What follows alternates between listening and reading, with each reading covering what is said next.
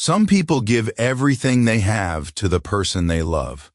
They sacrifice their dreams, their time, their very identity, believing that love alone will be enough to build a forever. But what happens when loving someone more than yourself becomes the very reason you lose them? Stay until the end of this story, because the truth it reveals might change how you see love forever. And if this story touches your heart, don't forget to hit that like button and subscribe to our channel for more inspiring stories that matter. David met Maya on a rainy September evening at a coffee shop where he worked part-time during his final year of college. She walked in drenched, her dark hair clinging to her face, her eyes searching for warmth. He brought her a towel without her asking, and a hot chocolate on the house. She looked up at him with those deep brown eyes and smiled, a smile that seemed to light up the entire room despite the storm raging outside. That was the moment David's life changed forever. Their connection was instant and overwhelming. Maya was studying architecture, dreaming of designing homes that would shelter families and create memories. David was pursuing engineering, passionate about building sustainable infrastructure in underdeveloped communities. They would stay up until dawn talking about their visions for the future, their dreams weaving together like threads in a tapestry. Within months, they were inseparable. David had never felt so alive, so purposeful. Maya became his sun, his moon, his entire universe. As their relationship deepened, David found himself gradually reshaping his life around Maya's needs and desires. When she struggled with a difficult project, he would stay up all night helping her, even if it meant missing his own deadlines. When she felt insecure about her abilities, he would spend hours reassuring her, building her confidence piece by piece. He loved seeing her happy, and her happiness became his sole purpose. His friends started to notice his absence from their gatherings. His professors commented on his declining performance. But David didn't care. Love, he believed, required sacrifice. Maya appreciated David's devotion, but something subtle began to shift. The man she had fallen for, the one with fire in his eyes when he spoke about changing the world, seemed to be fading.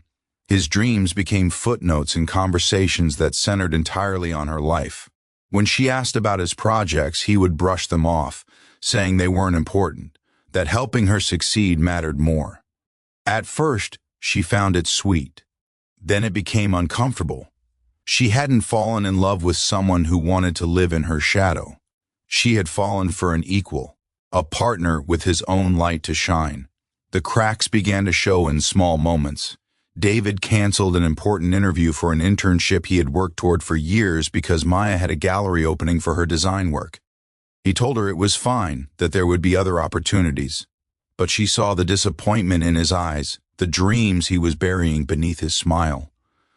When she tried to talk to him about it, he insisted he was happy, that her success was his success. But Maya knew better. She could feel the weight of his unspoken resentment, even though he would never admit it. She could sense him losing pieces of himself, and it terrified her. David's family grew concerned.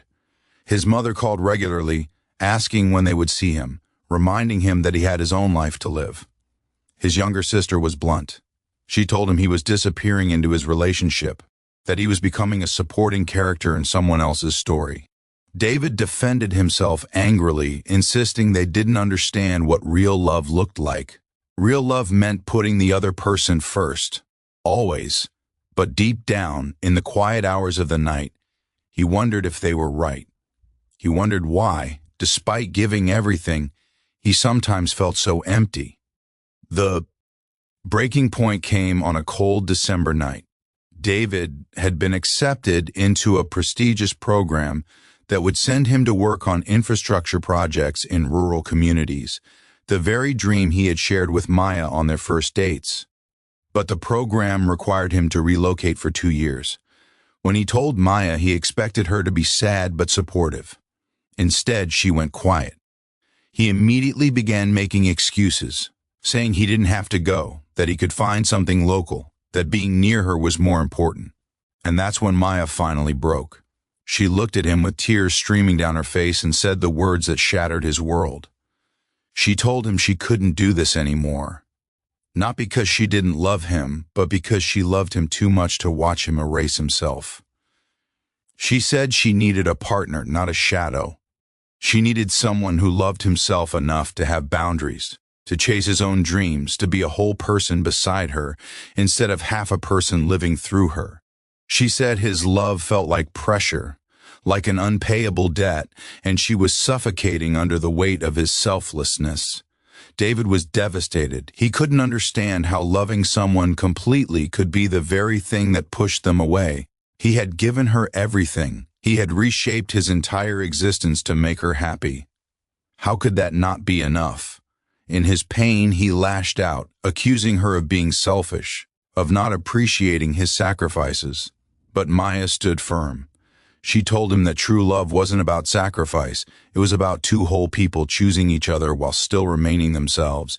She couldn't be with someone who had made her his entire identity, because eventually that kind of love turns into resentment and regret.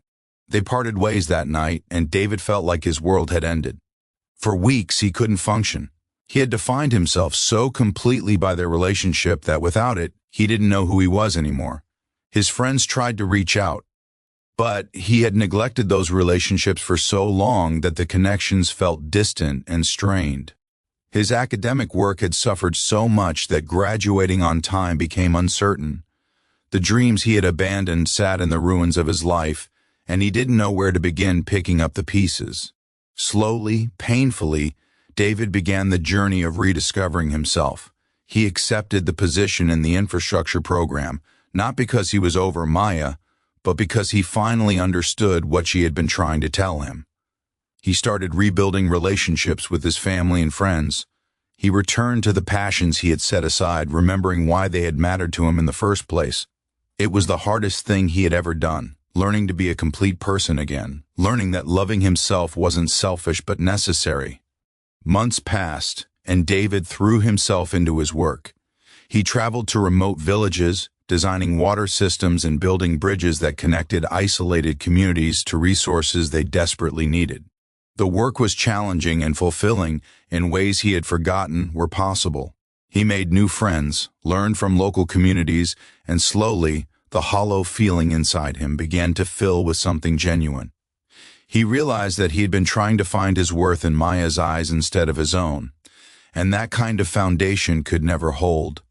One evening, almost a year after their breakup, David received a message from Maya. She had seen his work featured in an article about young engineers making a difference. She told him she was proud of him, that seeing him shine again reminded her of why she had fallen in love with him in the first place. They talked for hours, sharing their growth, their struggles, their lessons learned. The conversation was different now, mature and honest in ways it had never been before. They were no longer two people trying to merge into one, but two individuals with mutual respect and understanding. They never got back together. Some love stories don't end with reunions, and that's okay. Maya eventually married someone else, an artist who matched her passion with his own creative fire. David continued his work, eventually finding love again with someone who appreciated both his devotion and his independence.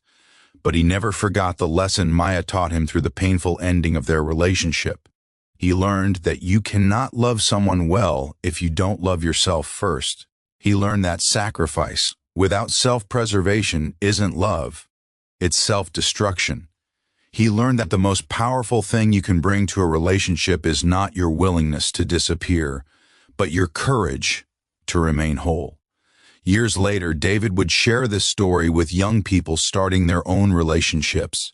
He would tell them that loving someone more than yourself might sound romantic, but it's actually a recipe for disaster. Real love requires two complete people who enhance each other's lives without losing themselves in the process. It requires boundaries, individual dreams, and the understanding that your partner fell in love with who you are, not who you're willing to stop being for them. The healthiest love isn't about losing yourself in another person. It's about finding yourself alongside them. So remember this: love should expand your life, not replace it. It should inspire you to be the best version of yourself, not a lesser version of someone else. And if you ever find yourself giving so much that you're disappearing, step back and ask yourself if that's really love, or if it's fear dressed up as devotion. True love celebrates your wholeness. It doesn't require your erasure. That's the lesson David learned the hard way, and it's the message we hope you carry with you.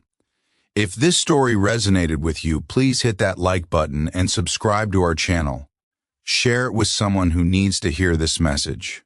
Because sometimes, the most loving thing you can do is remain yourself,